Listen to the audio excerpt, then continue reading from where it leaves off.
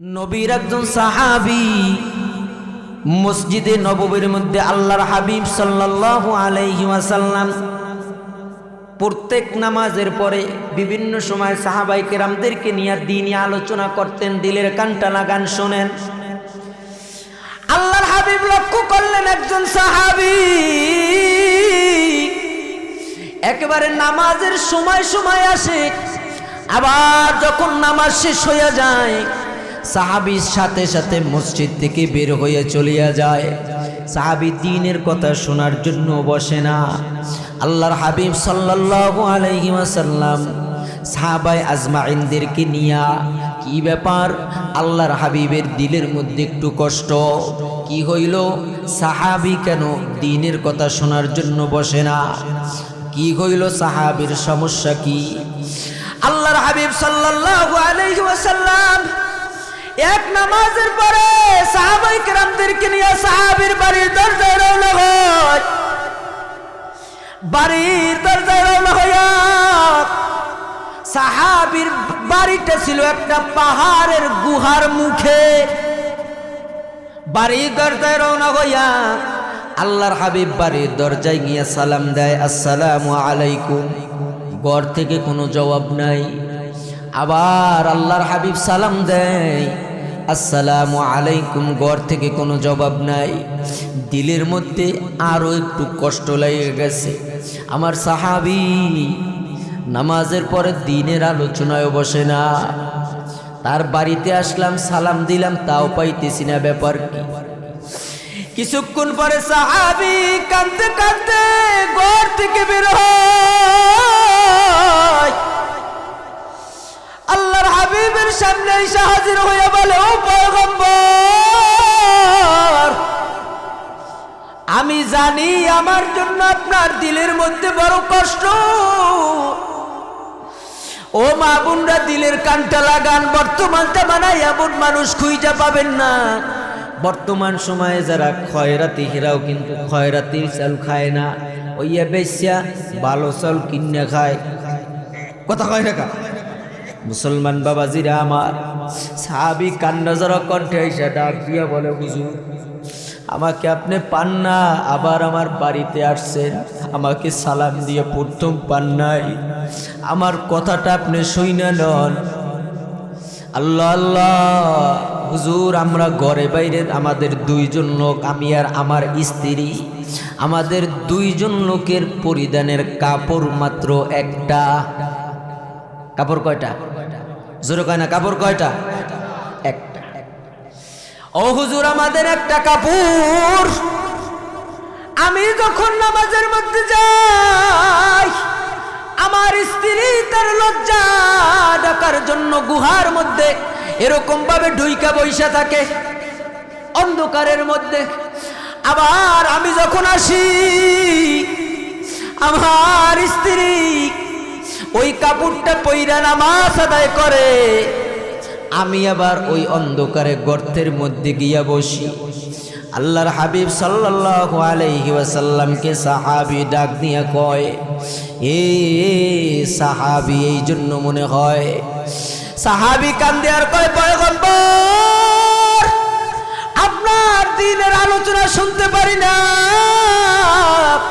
দিলের মধ্যে মনটা বড় বেজার, আপনার কথাগুলো আমার দিলের মধ্যে শুনতে পারি না, আপনার মুখনিত বাণী আমার দিলের মধ্যে নিতে পারি না, এই জন্য মনটা বড় বেজার।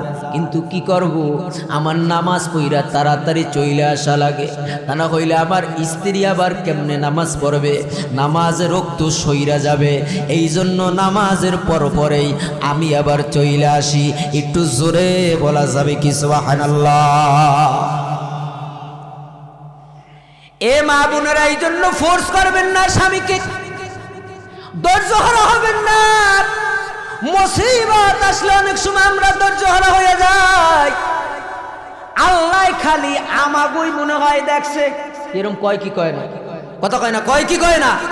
না বাবাজিরা আমার, না না, মুসিবত আসলে ধৈর্য হারা হবা না রে বাবা। আল্লাহর দরবারে কান্দ।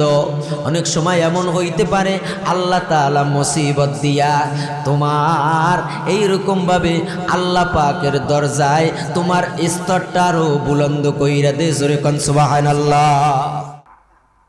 আল্লাহ পাক কোরআনে মাজিদের মধ্যে 3 জায়গায় 30টা গুণাগুণ বর্ণনা করছে। কয় জায়গায় বলেন? 3 জায়গায়। কয় জায়গায়? একটু জোরে বলেন। 3 জায়গায়। এই 30টা গুণাগুণের মধ্যে থেকে আমি আপনাদের সামনে সূরাতুল আহজাবের 34 নম্বর আয়াতে কারিমা তেলাওয়াত করেছি। এখানে আল্লাহ তাআলা 10টা গুণের কথা বলছে। 30টা গুণ 3 জায়গা, অর্থাৎ 10টা গুণ কইরা। তো এই যে 10টা গুণের কথা বলছে, 10টা গুণ আলোচনা করার সময় হবে না। যে কয়টা গুণ আমরা যাইতে পারি, এবং এই প্রত্যেকটা জায়গায় এই 10টা গুণের শেষে আল্লাহ তাআলা তাদের জন্য একটা সুসংবাদ দিয়ে দিয়েছে। জোরে কোন সুবহানাল্লাহ। আসুন মুসলমান বাবাজিরা আমার, আল্লাহ পাক রব্বুল আলামিন সূরাতুল আহজাবের মধ্যে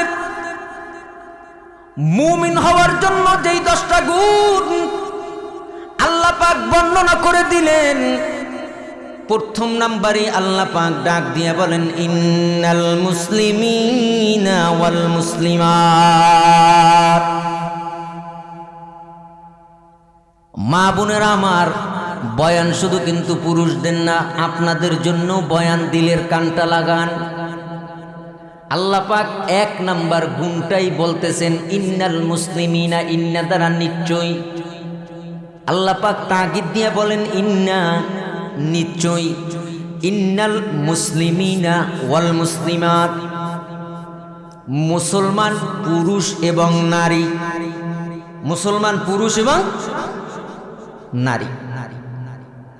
এখন এখানে প্রশ্ন, হুজুর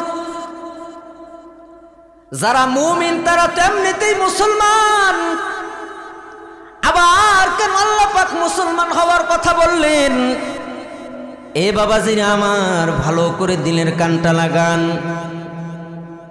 মুমিন শব্দের হইল শাব্দিক অর্থ হইল আমানা ঈমানুন মুমিনুন, অর্থাৎ বিশ্বাসী। ঠিক আছে, বিশ্বাসী। আর মুসলমান শব্দের শাব্দিক অর্থ হইল আত্মসমর্পণকারী। কি কারি বলেন? এখন এই 2টা জিনিস যদি যোগ কইরা নেন, কি দিয়া আত্মসমর্পণ করবেন আর কির উপর বিশ্বাস করবেন? আপনি যদি ঈমানের সংজ্ঞার মধ্যে চলে যান, তাহলে এই 2টার আনসার একসাথে পাওয়া যাবেন। ঈমান হইল 3 জিনিসের নাম। কয় জিনিসের নাম? জোরে বলেন, কয় জিনিসের নাম? ঈমান হইল 3 জিনিসের নাম। 1 নাম্বার ইকরার বিল লিসান, তাসদিক বিল জিনান, আমাল বিল আরকান। তোমার এরকম ভাবে মুখে স্বীকার করবা, বলে মুখে শুধু স্বীকার করছো হবে না, তোমার দিলের একেবারে দিল থেকে তোমার বিশ্বাস আনতে হবে। কি কথা কন ঠিক কিনা? এখন দিল থেকে বিশ্বাস আনছো সেখানেও হবে না, ওইটা তোমার কাজে পরিণত করা লাগবে। 2টার সম্পর্ক ঈমানের সাথে, আর ওই কাজে পরিণত করাটা এটার সম্পর্ক মুসলমানিত্বের সাথে। জোরে কোন সুবহানাল্লাহ। এখন আল্লাহ পাক বললেন ইন্নাল মুসলিমিনা ওয়াল মুসলিমাত, আত্মসমর্পণকারী পুরুষ এবং নারী। এখন কি নিয়ে আত্মসমর্পণ করবেন, কি বিষয়ের উপর আত্মসমর্পণ করবেন, একটু ব্যাখ্যা দিয়ে বুঝাইতে হয়। কোরআনের আয় অন্য আরেক জায়গায় আল্লাহ পাক বলেন, কুল ইন্না সলাতি ওয়া নুসুকি ওয়া মাহইয়ায়া ওয়া মামাতি লিল্লাহি রাব্বিল আলামিন। জোরে কোন সুবহানাল্লাহ। আল্লাহ পাক নবীকে উদ্দেশ্য কইরা বলে, নবী আমার, আপনি দুনিয়াবাসীদেরকে জানাইয়া দেন, কুল ইন্না সালাতি, হে নবী আপনি বলিয়া দেন, ইন্না সালাতি ওয়া নুসুকি ওয়া মাহইয়ায়া ওয়া মামাতি লিল্লাহি রাব্বিল আলামিন। নবী বলতেছে আমার নামাজ, আমার যাবতীয় ইবাদত, আমার কুরবানি, আমার জীবন, আমার মরণ, যা কিছু আছে সব কিছু একমাত্র হবে আল্লাহর জন্য। কার জন্য হবে? জোরে বলেন, কার জন্য হবে? এই আত্মসমর্পণকারী কেমনে হবে রে মুমিন, কেমনে হবে শুনিয়া লও। উদাহরণ দিয়ে মুহাদ্দিসিনে কেরাম বুঝাইছেন, মানুষ যখন গরু পালে, গরু পালে কি পালে না, দেখবেন আমাদের অঞ্চলেও আছে, বিশেষ করে ওই যশোর, মাগুরা, খুলনা ওই অঞ্চলে এখন অনেক বাড়িতে 5টা 10টা 15টা গরু আছে, তারা মাঠের মধ্যে ছাইরে পালে। গরু যখন পালে, আমার নানা বাড়ি খুলনা এলাকার মধ্যে দেখছি আমরা এরকম ভাবে, যখন ছোটবেলায় যাইতাম দেখতাম ওই গরুর মুখের মধ্যে ঠুসি লাগাইয়া দেয়। কথা কয় না? কি লাগাইয়া দেয় বলেন? ঠুসি লাগাইয়া দেয়। গরু চাইলেই অন্যের ঘাস খাইতে পারে না, গরু চাইলেই অন্য দিক মুখ দিতে পারে না, গরু চাইলেই অন্যের ক্ষেত খামারে গিয়া মুখ দিয়া সে ওই ক্ষেত খামার নষ্ট করতে পারে না, তার মধ্যে একটা ঠুসি লাগানো। ঠিক তেমনি ভাবে ওই ঠুসিটার নামই হইল আত্মসমর্পণ। এই জন্য আল্লাহ পাক বলেছেন, ইন্নাল মুসলিমিনা ওয়াল মুসলিমাত, আত্মসমর্পণকারী পুরুষ এবং নারী দুনিয়ার জমিনে আল্লাহ পাক এজন্যই মুসলমান মুমিন হওয়ার জন্য মুসলমানের গুণাগুণ আগে আনছেন, আত্মসমর্পণের গুণাগুণ আগে আনছেন। আল্লাহ পাক এই গুণটা বইরা বুঝাইছেন, ও দুনিয়ার পুরুষ না, ও দুনিয়ার মহিলারা, ভালো করে কান লাগাইয়া শুনিয়া লাও। দুনিয়ার জিন্দেগির মধ্যে তুমি যতদিন চলবা, ওই ঠুসি একটা, আত্মসমর্পণকারী ঠুসি একটা লাগাইয়া লাও। তোমার মন চাইলেই তুমি একদিকে দৌড় দিতে পারবা না, তোমার মন চাইলেই তুমি সব কাজ করতে পারবা না। আল্লাহ পাক মুসলমানিত্বর একটা ঠুসি দিয়া দিয়েছে, যেই কাজের মধ্যে আল্লাহর বিধান আছে ওই কাজ তুমি করতে পারবা, যেই কাজের মধ্যে আল্লাহর বিধান নাই ওই কাজ তোমার দ্বারা করা যাবে না। কথা বুঝে আসছে? এই জন্য আল্লাহ পাক বলেছেন আত্মসমর্পণকারী। আমরাও তো মুসলমান, আগের জামানায় তারাও তো মুসলমান ছিল। কি কথা কয় না? আমরা দুনিয়ার জমিনের মধ্যে আমরা এমন মুসলমান, বর্তমান সময় ইসলামের পক্ষে একটু জোর আওয়াজে কথাও বলা যায় না। কথা কয় না কা? আচ্ছা, 5ই আগস্টের পরে মাহফিলে বাধা হয়েছে না অনেক জায়গায়, আপনারা শুনছেন?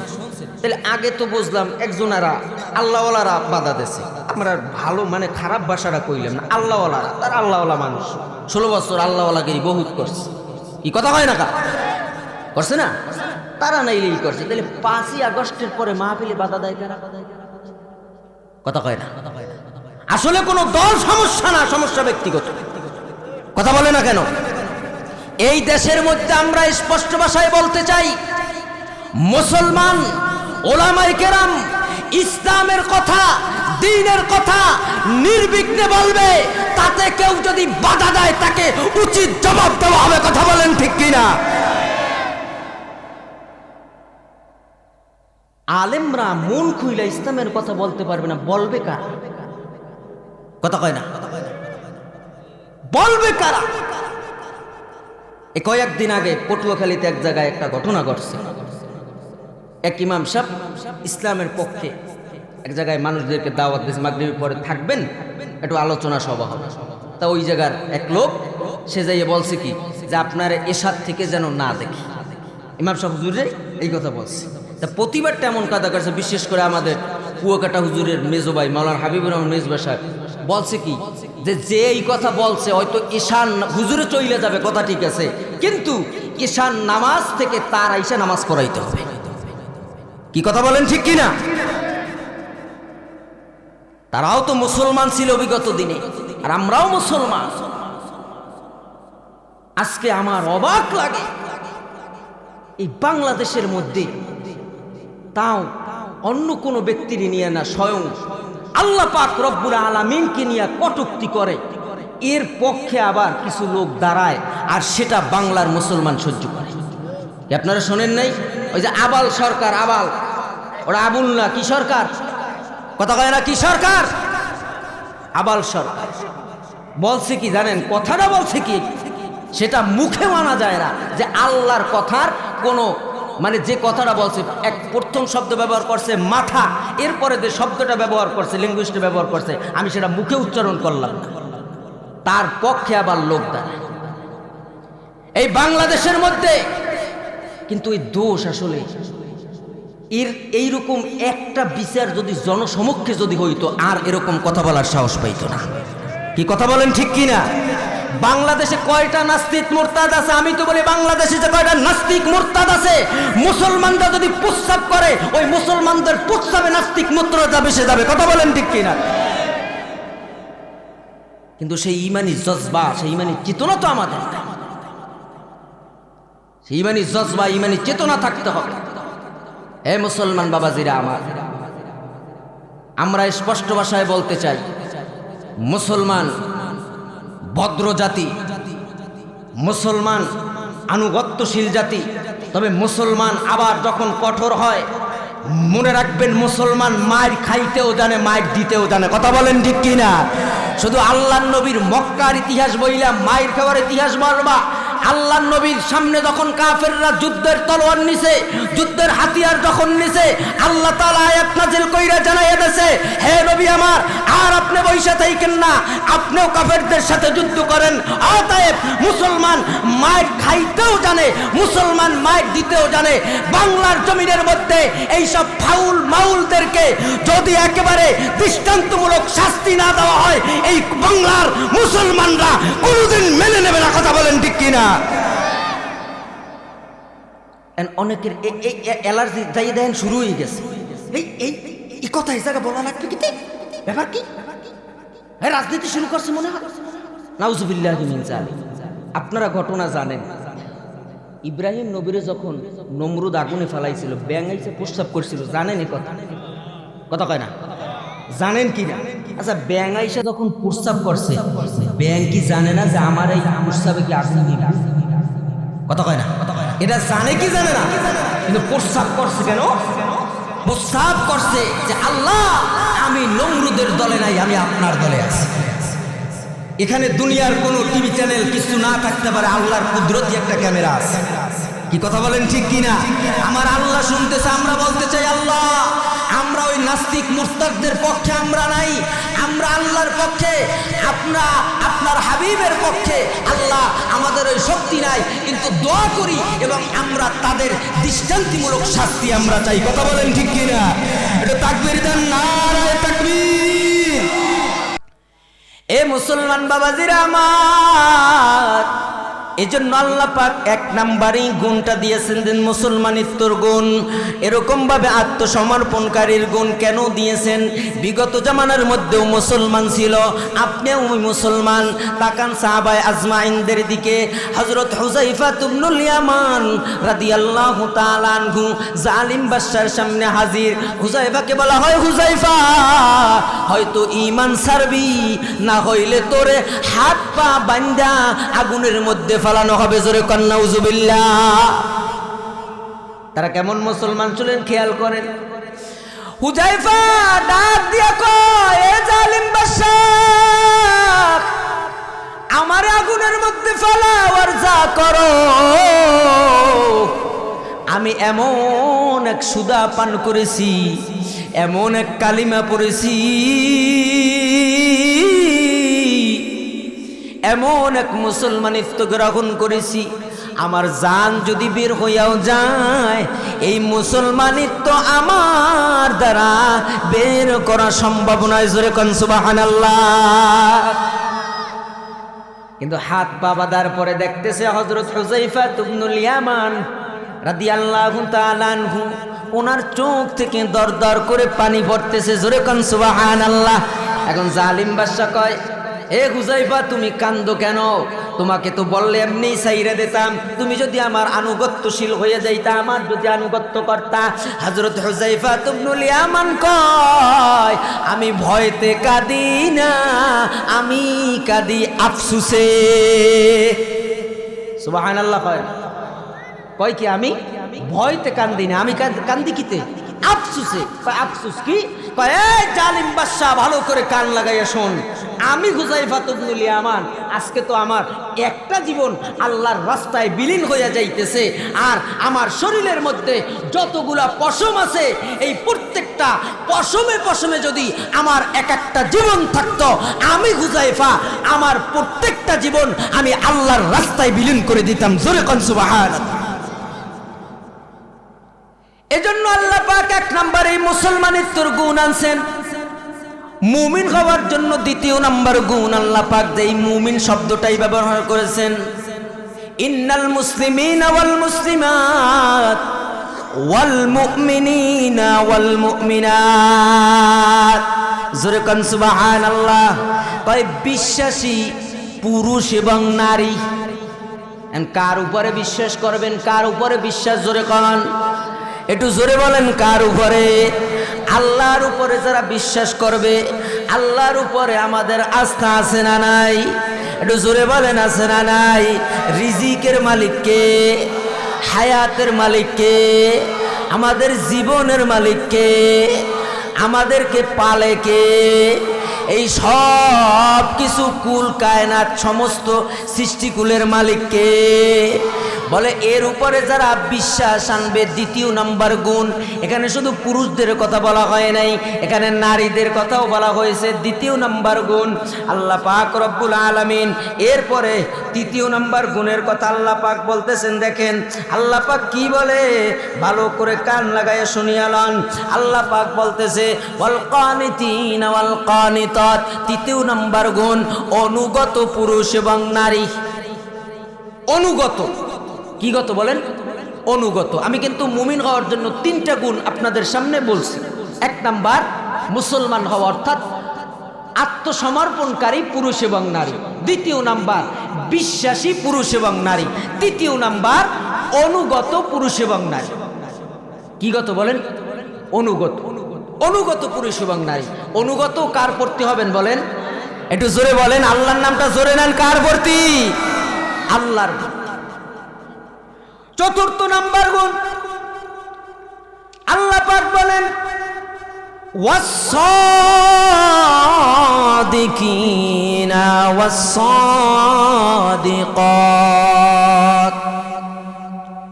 সত্যবাদী পুরুষ এবং নারী। কিবাদী? এটা আস্তে কইছি, এটা জোরে কন। কিবাদী? সত্যবাদী। আমি এখান থেকে একটু কথা বলতে চাই।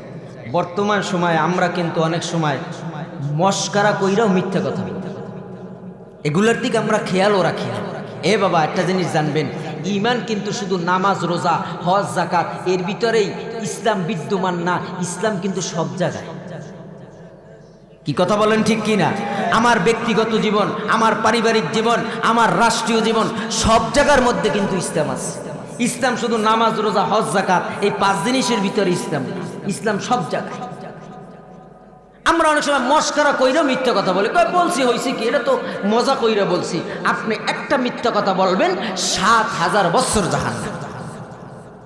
কয় হাজার বছর? 7000 বছর। আর বর্তমান সময়, আগেরকার জামানায় সাহাবায়ে আজমাইনরা মিথ্যা কথা কইতে ভয় পাইতো, আর বর্তমান যে সময় সত্যি কথা কইতে মানুষ ভয় পায়। কি কথা বলেন, ঠিক কি না? আল্লাহর হাবিব এই সম্পর্কে বলেন আস-সিদকু ইউনজি ওয়াল কিযবু ইউহলিক। এ দুনিয়ার মানুষ, ভালো করে কান লাগাইয়া শুনিয়া নাও। আল্লাহর হাবিব জানাইয়া দেয়, দুনিয়ার মানুষ ভালো করে শুনিয়া নাও। আল্লাহর হাবিব জানাইয়া দেয় যে মিথ্যা মানুষকে এরকম ভাবে আস-সিদকু ইউনজি ওয়াল কিযবু ইউহলিক, সত্য মানুষকে মুক্তি দেয় আর মিথ্যা মানুষকে ধ্বংস করে। এক বুজুর্গের ঘটনা আসছে। এক বুজুর্গকে দেখেন তাদের হালতটা কেমন ছিল। একজনে আইসা খবর দিয়েছে, হুজুর আপনার বউ বিধবা হয়ে গেছে। কাকে খবর দিয়েছে? বুজুর্গকে বলতেছে আইসা যে হুজুর আপনার বউ বিধবা হয়ে গেছে। এখন হুজুর কয় ইন্না লিল্লাহ, কেমন অবস্থা হইবে। এখন আরেকজনে কয় কি কয় হুজুর কি কন, আপনার বউ যদি বিধবা হয় আমনে দি জেতা। কথা বুঝেন নাই? আমনে দি জেতা, তাইলে আপনার বউ বিধবা হইল কেমন? এখন বুজুর্গ বলতেছে আহা, আমার তো এই ধারণা আসে না যে মুসলমান তো মিথ্যে কথা বলতে পারে না। সুবহানাল্লাহ বলবেন না? তাদের ইতমিনানটা কেমন, একজন মুসলমান আইসা বলছে, তার খেয়াল নাই যে আমি জেতা, যে মুসলমান তো মিথ্যে কথা বলতে পারে। এই জন্য বাবাজিরা আমার মিথ্যার থেকে সবসময় বেঁচে চলা। তাইলে যে কয়টা গুণ গেল সামনের দিকে আগাই, এরপরের গুণ আল্লাহ পাক বলতেছেন ওয়াস-সাবিরিনা ওয়াস-সাবিরাত। সূরা কান সুবহানাল্লাহ। আল্লাহ পাক বলতেছেন ধৈর্যশীল পুরুষ এবং নারী। কিশীল? ধৈর্যশীল। ধৈর্যশীল এই মা বোনগো কথা আইতেছে, কান লাগান। এই ধৈর্যটা স্বাভাবিকভাবে পুরুষের চাইতে মা বোনগো একটা জন্মের কথা কয় না। কয় কি জানেন? অনেক সময় আল্লাহ আল্লাহ মাফ করুন, আমি বললে তোমার ঘরে সংসার করছি, নইলে অন্য কেউ হইলে এত বছর থাকতে না। কি কথা কয় না? কয় কি কয় না? কাভুর ওইটা লাগবেই।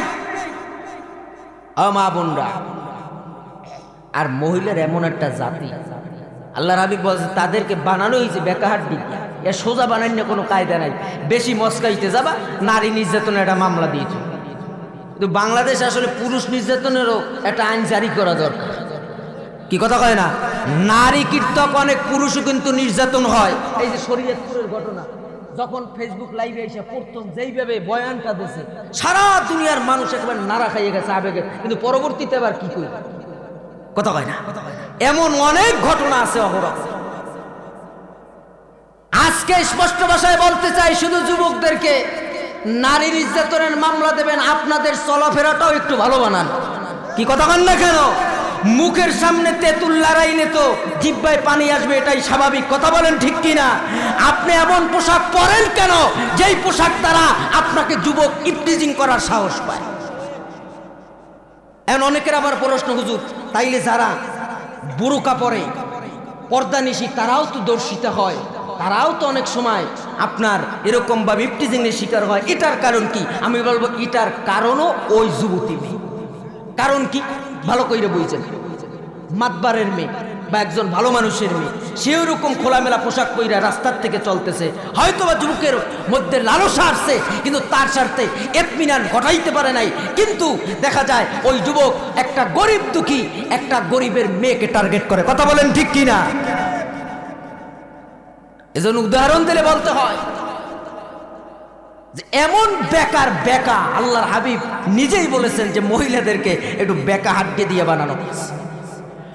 ও মা বোনরা, দিলের কানটা লাগান, স্বামীকে ফোর্স করবেন না। সাহাবায়ে কিরামের জিন্দেগির দিকে তাকান। সাহাবায়ে কিরামরা তারা কেমন জীবন যাপন করেছেন। আজকে বর্তমানে এমন অবস্থা, মুসলমান বাবাজিরা আমার, এমন অভাবী মানুষ নাই বললেই চলে। তারা তো এমন জীর্ণশীর্ণ অবস্থার পরেও আল্লাহর দরবারে শুকরিয়া আদায় করেছেন। এ মুসলমান বাবাজিরা আমার, নবীর একজন সাহাবী, কিতাবের মধ্যে ঘটনা পাওয়া যায়, নবীর একজন সাহাবী মসজিদে নববীর মধ্যে আল্লাহর হাবিব সাল্লাল্লাহু আলাইহি ওয়াসাল্লাম প্রত্যেক নামাজের পরে বিভিন্ন সময় সাহাবায়ে কেরামদেরকে নিয়ে দ্বীনি আলোচনা করতেন। দিলের কানটা লাগান, শোনেন। আল্লাহর হাবিব লক্ষ্য করলেন একজন সাহাবী একেবারে নামাজের সময় সময় আসে, আবার যখন নামাজ শেষ হয়ে যায় সাহাবীর সাথে সাথে মসজিদ থেকে বের হয়ে চলিয়া যায়। সাহাবী দ্বীনের কথা শোনার জন্য বসে না। আল্লাহর হাবিব সাল্লাল্লাহু আলাইহি ওয়াসাল্লাম সাহাবায়ে আজমাইনদেরকে নিয়া, কি ব্যাপার? আল্লাহর হাবিবের দিলের মধ্যে একটু কষ্ট। কি হইল? সাহাবী কেন দ্বীনের কথা শোনার জন্য বসে না? কি হইল সাহাবীর সমস্যা কি? আল্লাহর হাবিব সাল্লাল্লাহু আলাইহি ওয়াসাল্লাম এক নামাজের পরে সাহাবায়ে কেরামদেরকে নিয়ে সাহাবীর বাড়ির দরজায় রওনা হয়। বাড়ির দরজায় রওনা হইয়া সাহাবীর বাড়িটা ছিল একটা পাহাড়ের গুহার মুখে। বাড়ির দরজায় রওনা হইয়া আল্লাহর হাবিব বাড়ির দরজায় গিয়ে সালাম দেয়, আসসালামু আলাইকুম। ঘর থেকে কোনো জবাব নাই।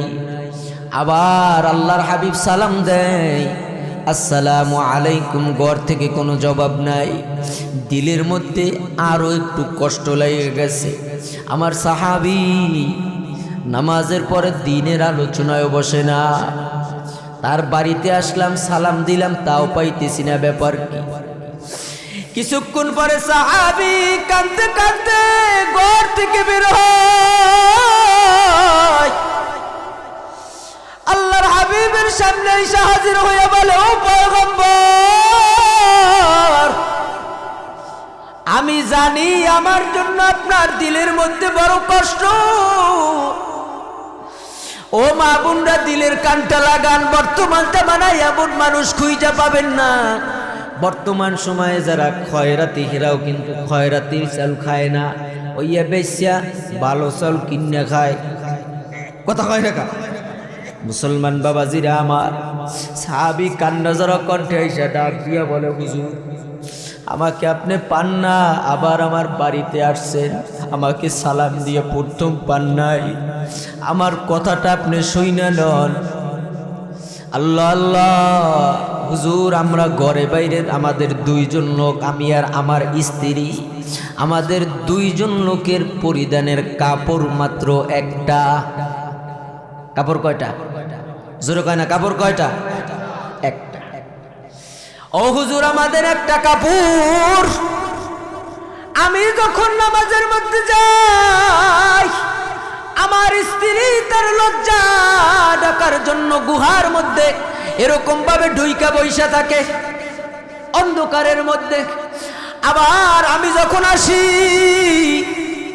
আমার স্ত্রী ওই কাপড়টা পইরা নামাজ আদায় করে, আমি আবার ওই অন্ধকারে গর্তের মধ্যে গিয়া বসি। আল্লাহর হাবিব সাল্লাল্লাহু আলাইহি ওয়াসাল্লামকে সাহাবী ডাক দিয়া কয়, এ সাহাবী, এই জন্য মনে হয়। সাহাবী কান্দে আর কয়, পয়গম্বর আপনার দিনের আলোচনা শুনতে পারি না, দিলের মধ্যে মনটা বড় বেজার, আপনার কথাগুলো আমার দিলের মধ্যে শুনতে পারি না, আপনার মুখনিত বাণী আমার দিলের মধ্যে নিতে পারি না, এই জন্য মনটা বড় বেজার। কিন্তু কি করব, আমার নামাজ পড়া তাড়াতাড়ি চলে আসা লাগে, তা না হইলে আমার স্ত্রী আবার কেমনে নামাজ পড়বে, নামাজে রক্ত সইরা যাবে। এই জন্য নামাজের পরেই আমি আবার চলে আসি। একটু জোরে বলা যাবে কি সুবহানাল্লাহ? এ মা বোনেরা, এই জন্য ফোর্স করবেন না স্বামীকে, ধৈর্যহারা হবেন না। মুসিবত আসলে অনেক সময় আমরা ধৈর্যহারা হয়ে যাই। আল্লাহ খালি আমাগোই মনে হয় দেখছে, এরকম কয় কি কয় না? কথা কয় না, কয় কি কয় না? না বাবাজিরা আমার, না না, মুসিবত আসলে ধৈর্যহারা হবা না রে বাবা। আল্লাহর দরবারে কান্দ। অনেক সময় এমন হইতে পারে আল্লাহ তাআলা মুসিবত দিয়া তোমার এইরকম ভাবে আল্লাহ পাকের দরজায় তোমার স্তরটা আরো বুলন্দ কইরা দে। জোরে কোন সুবহানাল্লাহ। এই তো শুধু একজন সাহাবীর কথা শুনাইলাম, পয়গম্বরের অবস্থা কি শোনেন। কি বলবো? মুসলমান বাবাজিরা আমার, আলোচনার ধারাবাহিকতা হারাইয়েন না। আমি যেই ধারাবাহিকভাবে আলোচনা করতেছি, ইনশাল্লাহ এখান থেকে আলোচনা শেষ করব। মুমিন হওয়ার জন্য আল্লাহ পাক যে গুণাগুণগুলো বর্ণনা করে দিয়েছেন, 1 নাম্বার এরকম ভাবে কি বলে আত্মসমর্পণকারী পুরুষ এবং নারী, 2 নাম্বার বিশ্বাসী পুরুষ এবং নারী, 3 নাম্বার আল্লাহ পাকের অনুগত পুরুষ এবং নারী, 4 নাম্বার সত্যবাদী পুরুষ এবং নারী, 5 নাম্বার সবরকারী পুরুষ এবং নারী। এই সবরকারী সম্পর্কে আমি কথা বলতেছি। এই যে একজন সাহাবীর কথা শুনাইলাম, আর পয়গম্বরের অবস্থা কি শুইনেলন। আল্লাহর হাবিব সাল্লাল্লাহু আলাইহি ওয়াসাল্লাম কোন দিক যদি বের হইতেন সবার সাথে দেখা করে যেতেন। নবীজির আদরের দুলালি হযরত ফাতেমাতুজ জোহরা রাদিয়াল্লাহু তাআলা আনহার সাথে সবার শেষে।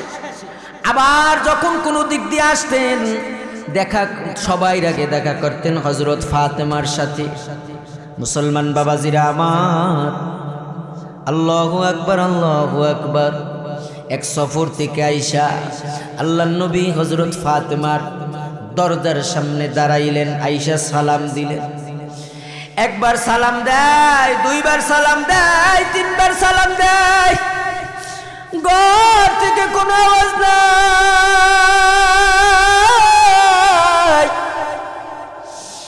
নবীজি এখন 4র্থবার কান্না যারা কণ্ঠে ডাক দিয়া কয়, মা গো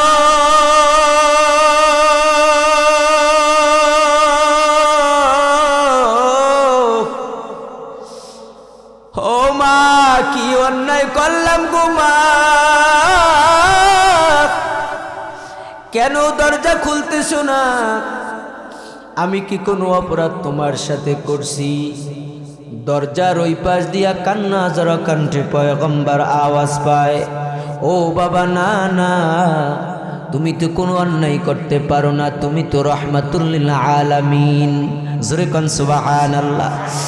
ও বাবা, আমি যে দরজাটা খুইলা তোমার সামনে যে দাঁড়াবো, এই পর্যাপ্ত পরিমাণে বস্ত্র বা কাপড় আমার পরিধানে নাই। কার অবস্থা? নবীজির মেয়ের অবস্থা, যাকে আল্লাহ পাক আল্লাহর পরে যার স্থান। কি কথা বলেন, ঠিক কিনা? এত কষ্ট নবী কেন করছে জানেন? একমাত্র আমাদের জন্য। কাদের জন্য বলেন? আমাদের জন্য। নবীজি দুনিয়াবি বুকবিলাসী নাই নাই, আল্লাহ আপনি যা কিছু দেন আমার উম্মতরে দিয়ে দিয়েন। জোরে কোন সুবহানাল্লাহ। হাসরের মধ্যে আসছে, হাসরের ময়দান, কিতাবের মধ্যে আসছে, হাসরের ময়দানের মধ্যে আল্লাহর হাবিব সাল্লাল্লাহু আলাইহি ওয়াসাল্লাম যখন দেখবে যে তার উম্মতদেরকে জাহান্নামে নিয়ে যাওয়া হইতেছে, পাখি যেমন সু মাইরা তার বাচ্চাদেরকে এরকম ডানা মেইলা হেফাজত করে, ঠিক তেমনি ভাবে আল্লাহর হাবিবও গিয়া তার উম্মতদেরকে সেই রকম হেফাজত কইরা জান্নাতের মধ্যে নিয়ে যাইবে। জোরে কোন সুবহানাল্লাহ। আমাদের জন্য সবর কারে কয় দেখে। ফাতেমা যখন এই কথা বলল, আমার নবী কাদের মধ্যে বাড়তি একটা কাপড় ছিল বা চাদর ছিল, এই চাদরটা দিয়া আল্লাহর হাবিব অন্য একটা ফাঁকা দিয়া চাদরটা দিলেন। ফাতেমা রাদিয়াল্লাহু তাআলা আনহা চাদরটা পেঁচাইয়া নবীজির সামনে আসলেন। দেখবেন কোন মেয়ের বাড়িতে যখন বাবা যায়, অর্থাৎ মেয়ের শ্বশুর বাড়িতে, মেয়ে আবেগ আপ্লুত হইয়া পড়ে। কথা বলেন ঠিক কিনা? আল্লাহর নবী অনেকদিন পর সফর থেকে আসলেন, ফাতেমার চেহারার দিকে তাকায়া নবী বলে, মা গো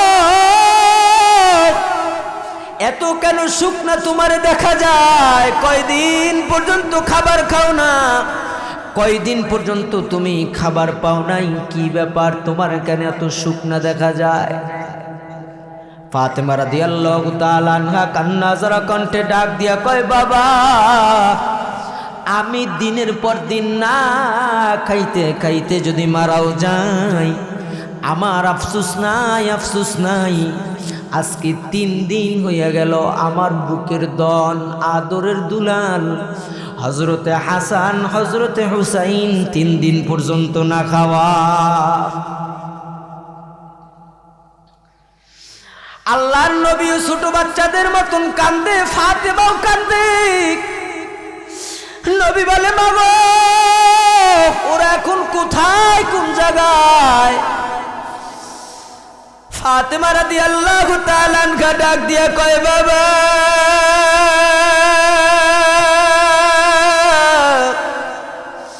ওই যে তাকাইয়া দেখো চুলার মধ্যে শুধু পানি ফুটাইতেছি, পানি ছাড়া অন্য কিছু নাই, শুধু পানি। দুই ভাই আনন্দে ঘুমাইয়া গেছে যে মা আমাদের জন্য খানা পাকাইতেছে। এখন ঘুম থেকে যখন উঠবে আমি ওদেরকে কিভাবে খানা দিব?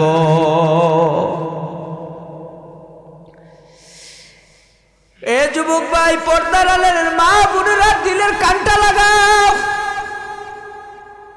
তুমিও কেমন চলো? তোমার শোকেসের মধ্যে শাড়ি কাপড় খাবারের অভাব নাই। আজকে প্রতিবাসী তোমার বাড়ির পাশে গরিব, হয়তোবা না খাওয়া অনেক সময় থাকে, ছোট্ট একটা বাচ্চা যায়, তুমি বাড়িতে ভালো ভালো খাবার আইনা খাও, তাদেরকে একটু দাও না?